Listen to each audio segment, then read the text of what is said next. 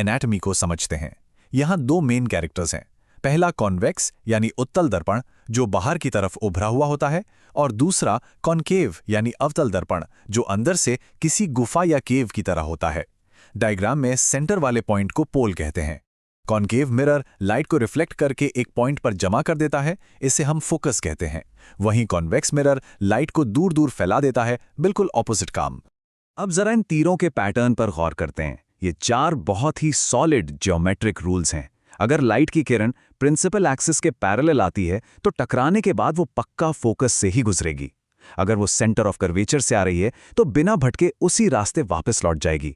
और अगर सीधे पोल पे हिट करती है तो जिस एंगल से आई थी बिल्कुल उसी एंगल से रिफ्लेक्ट हो जाएगी। कमाल की बात यह है कि ये रूल्स कभी फेल नहीं होते। अब आते हैं हमारे तीसरे सेक्शन पर, rules of image formation. Single किरणों का खेल तो समझ आ गया, लेकिन पूरी इमेज कैसे बनती है, आइए देखते हैं। यहाँ कॉनकेव मिरर के पहले 3 केसेस हैं। एक बड़ा ही साफ पैटर्न नजर आता है यहाँ। जैसे जैसे ऑब्जेक्ट शीशे के करीब लाया जाता है, यानी सेंटर ऑफ कर्वेचर की तरफ, इमेज धीरे धीरे बड़ी होती जाती है। और ध्यान रहे, इन शुरुआती तीनों केसेस में इमेज हमेशा रियल और उल्टी ही बनती है। चलिए इस पैटर्न को थोड़ा और पुश करते हैं।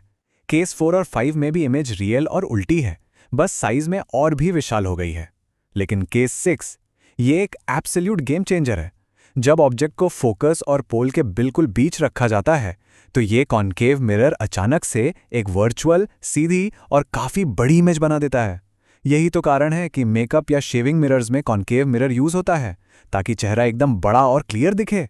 दूसरी तरफ हमारा कॉन्वेक्स